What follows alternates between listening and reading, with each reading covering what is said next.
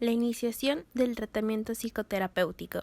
Entrevista inicial y encuadre por Liliana Montes y Carla González. La información obtenida, de la cual se va a hablar durante todo este video, se sacó de 2 capítulos que forman parte de las obras completas de Sigmund Freud, específicamente del tomo 12. Los capítulos son Consejos al médico sobre el tratamiento psicoanalítico y el capítulo sobre la iniciación y el tratamiento. Consejos al médico sobre el tratamiento psicoanalítico.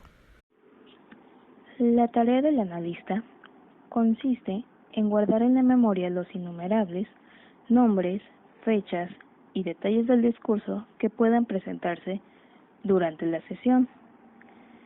Esto implica el tratar de no confundir el material producido, escuchado de otros pacientes, analizados en anterioridad o en su mismo transcurso. En tanto a la atención en el discurso, sobre todo de otra persona, se debe seleccionar fragmentos que ayuden con el descifrar del motivo de consulta. Se debe escoger entre el material ofrecido, fijar un fragmento con particular relieve. En otras ocasiones se tendrá que escuchar cosas cuyo significado no tengan gran relevancia. La lectura menciona una desautorización de todo recurso auxiliar, siendo esta la causante de tener una atención parejamente flotante. En este caso, que no se recomienda la toma de notas, pues cuando se realizan notas, forzosamente se toman fragmentos del discurso y se podrían ligar con la propia actividad, confundiendo la información del analizado, la cual puede perjudicar la escucha. En algunas excepciones, se puede llegar a tomar notas en cuestiones de fechas, textos de sueños o en ciertos dígitos o resultados que puedan denotar cierta facilidad del contexto para facilitar el tratamiento. Tomar notas durante la sesión con el paciente se podría justificar por el designio de convertir el caso tratado en un tema de una publicación científica. Pero, mientras el tratamiento de este caso no esté concluido, no se recomienda la elaboración científica.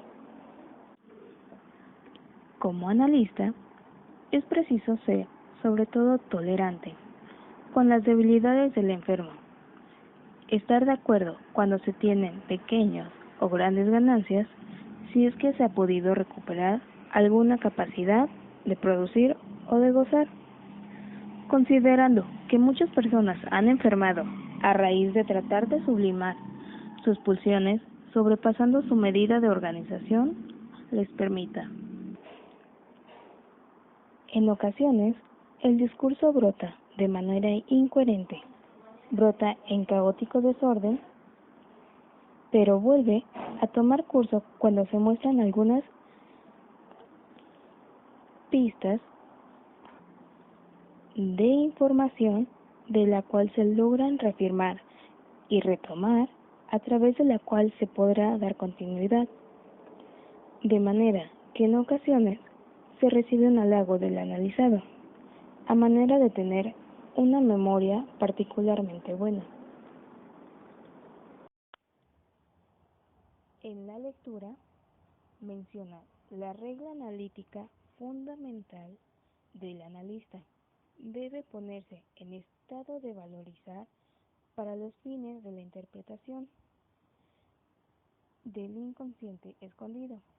En este punto se debe dar una devolución de las cuestiones que ha presentado a lo largo de las sesiones.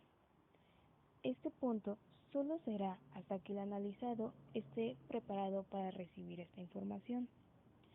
De lo contrario, introducirá en el análisis un nuevo tipo de selección, desfigurización, causando mucho más daño que las cuestiones por las cuales asistió a la primera instancia.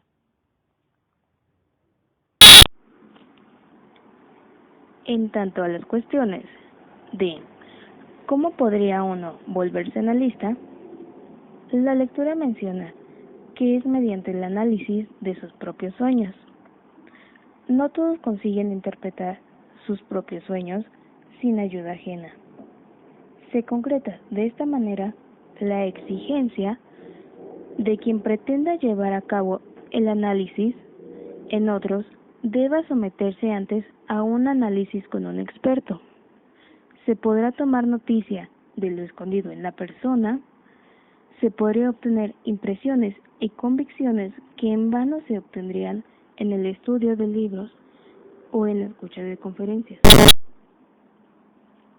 La exploración analítica de la persona tiene la modestia de esperar siempre nuevos hallazgos, tanto dentro como fuera de sí mismo.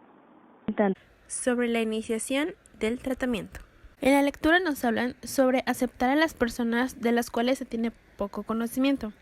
Así, de esta manera, desde el primer momento se puede empezar a realizar un sondeo para tener datos específicos sobre el caso y conocerlo a profundidad. A partir de este momento es cuando se comienza el psicoanálisis y a partir de ahí se tienen que empezar a obedecer las reglas. Se dice que el tratamiento inicia en un periodo de prueba. ¿Por qué? Porque esto tiene un motivo diagnóstico y se debe de hacer de manera que en estas semanas de prueba o de diagnóstico uno como terapeuta conozca la estructura de personalidad del paciente. Así, de esta manera uno puede saber si es tanto de estructura neurótica o psicótica, por ejemplo, y saber si la formación de uno como terapeuta corresponde al poder dar un correcto tratamiento al paciente. Nos mencionan también que realizar muchas entrevistas previas, que el paciente venga de una terapia con otro modelo terapéutico o que exista un conocimiento previo entre el psicólogo y el paciente o inclusive sus familiares, puede hacer que surjan diversas consecuencias a lo largo del proceso, y esto hará que el paciente tenga una ligera ventaja durante el inicio de este. También es importante desconfiar de aquellos que desean empezar el tratamiento con un aplazamiento para dar inicio a este, debido a que sus resistencias se encuentran muy elevadas y podrían llegar a perjudicar el establecimiento de un buen rapport. Sin embargo, es nuestro trabajo ayudar a calmar las angustias del paciente para poder lograr un buen encuadre. Tiempo.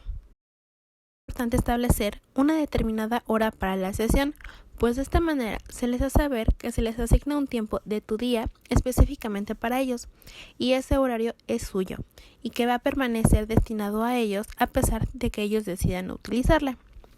En ocasiones, uno encuentra pacientes los cuales requieren más de una hora de sesión debido a que pasan la mayor parte de esta tratando de romper el hielo y volverse más comunicativos. En dado caso de que no asistan a la sesión, esto se podría llegar a traducir en cuestiones de resistencia, debido a que sus angustias le están causando un sufrimiento, por lo que se llega a presentar un síntoma, lo que conlleva una represión, y esto es lo que causa la resistencia. En cuanto a la duración del tratamiento, es difícil de responder cuánto tiempo dura, debido a que el psicoanálisis requiere lapsos más prolongados de tiempo, y está en nuestro deber como terapeuta comentarles sobre esto al inicio del proceso para hacerles ver las atenciones y dificultades que pueden llegar a haber tanto de su parte como nuestras durante la duración de este. El psicoanalista también debe de preferir a pacientes que concedan el tiempo que ellos consideren accesibles y que sea necesario para lograr un estado de salud mental óptima. Dinero. El dinero tiene que ver con el compromiso que existe entre el paciente y su proceso terapéutico. Uno como psicólogo tiene derecho a cobrar la cantidad de dinero que considere necesaria siempre y cuando su formación se lo permita. Por lo mismo, también se puede negar a dar terapia de manera gratuita. Además, algunas de las resistencias de un neurótico son más visibles cuando no se cobra por el proceso. También, algo importante durante la duración del proceso es no dejar que se acumulen grandes cantidades de dinero al momento de pagar, por lo que se recomienda fijar un plazo específico para pagar las sesiones. ¿En qué punto y con qué material se debe comenzar el tratamiento? Un consejo en el psicoanálisis es hacer que el paciente se acueste en el diván, mientras uno se sienta detrás de él de manera que no lo vea. Esto tiene que ver principalmente con algo histórico, específicamente en el tratamiento hipnótico, a partir del cual se desarrolla el psicoanálisis. Nos interesa el material con el que se empieza la sesión, siempre y cuando sea el paciente el que elija qué va a contar y desde dónde. Lo único que se exceptúa en esto es la regla fundamental psicoanalítica, en donde una parte del relato tiene que saber diferenciarse de una conversación cotidiana de manera que no divague tanto y se mantenga concentrado en el mismo tema. Volviendo al tema de las resistencias, hay algunos pacientes que preparan con anterioridad su relato para así aprovechar el tiempo. Sin embargo, esto dice mucho de ellos, por lo que es importante prestar atención al discurso y así estar preparado para que en los momentos donde se debilite la resistencia, es en el momento donde se da el material más valioso para poder posteriormente hacer una buena interpretación.